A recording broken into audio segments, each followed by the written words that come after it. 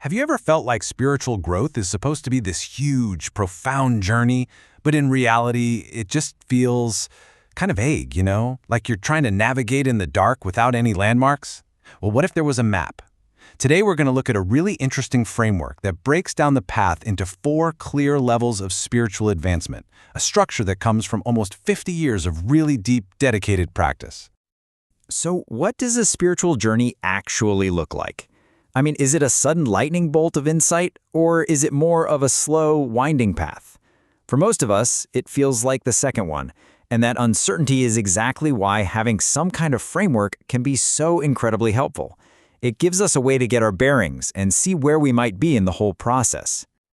Now, the framework we're exploring today isn't some abstract academic theory. It's an observation that comes from somebody's personal experience after nearly 50 years of advanced yoga and meditation. So this is a model that was really forged in the fire of decades of practice, which, gives it a special kind of authority. So let's see what these 4 levels are all about.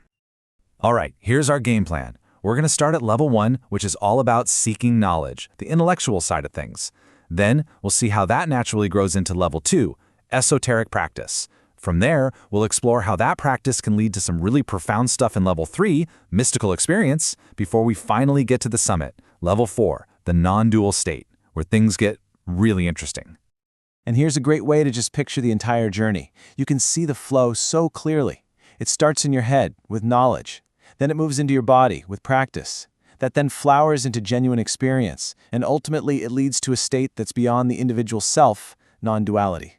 Let's dig into that very first step. So, let's start where pretty much every single spiritual journey begins. Level 1. This is all about seeking knowledge. You could call it the seeker's path, that initial spark of curiosity that just pulls you in and gets this whole ball rolling. This is the absolute bedrock. Think about it. It's the starting point for anyone who gets that feeling that there's just something more to life. It's that nagging question, that pull to understand who we are and what this is all about. It's a really powerful curiosity. And this is what we can call the seeker stage. You know exactly what this is like. You're devouring books, binge-watching documentaries, maybe falling down a week-long YouTube rabbit hole about ancient philosophies. The key thing here is that it's all happening in your head. You're mapping out the world, you're gathering data, you're just exploring the ideas. But as we'll see, information can only take you so far. And that's because, at a certain point, all those amazing ideas you've been reading about have to be put into action, right? And that brings us to level 2, esoteric practice. This is where the rubber meets the road. This is where you stop just reading the map and you actually start walking the path. This stage is such a critical shift. It's that moment you decide to go from just thinking about spirituality to actually doing it. It's where that intellectual curiosity hardens into a real conviction, and that conviction is what fuels a disciplined, daily practice. So what does this practice actually look like? Well, it can be a ton of different things. A dedicated meditation routine, chanting mantras, specific kinds of breath work, a consistent yoga practice. The most important thing isn't what you do, but that you do it consistently.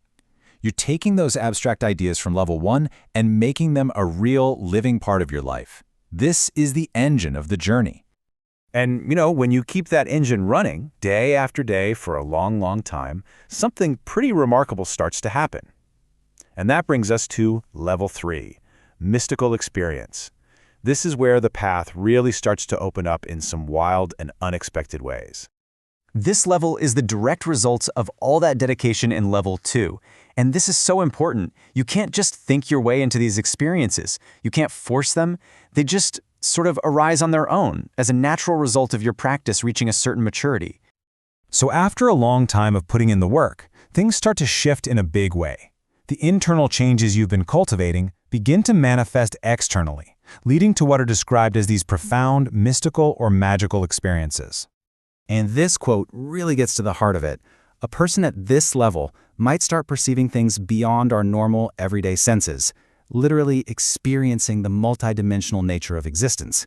This could mean seeing energy fields, or maybe even perceiving what the Source calls beings from other frequencies. The ordinary world? Well, it starts to look a lot less ordinary. So where do all of these profound experiences lead? Well, that brings us to the final, most advanced stage in this entire framework, Level 4, the state of samadhi and non-duality. This is the absolute summit of the mountain we've been climbing. This last stage, it's not just another step up.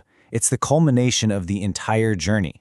It's the point where all the knowledge, all the practice, and all those mystical experiences converge into one final, totally transformative state of being. So, level 4 is often talked about with words like samadhi or nirvana, these states of incredible enlightenment. But here's where it gets really mind-bending. The idea is that this level actually involves going beyond even that. So, what on earth could be beyond enlightenment? Okay, this slide is absolutely key to understanding what that means. In level 3, you are still an individual having a mystical experience. There's an observer, you, and there's the thing being observed. But in level 4, that whole separation collapses. Poof! There is no I, there's no mind, no observer. It's called a state of non-experience. And that leads us to this quote, which just says it all. If the you who observes and describes things isn't there anymore, how can the state possibly be described? It can't. It's a total non-experience. It's by its very nature completely and utterly indescribable. So let's do a super quick recap of the whole journey. We start with our minds, with seeking knowledge. That sparks us to begin a disciplined, esoteric practice. That practice eventually blossoms into profound mystical experience, and the final maturation of those experiences leads to the indescribable, non-dual state. And that leaves us with a really fascinating question to chew on. If the ultimate destination is a non-experience that, by definition, can't be described, then what's the real value of having a map in the first place? It's a bit of a paradox, and definitely something we're thinking about. Thanks for tuning in.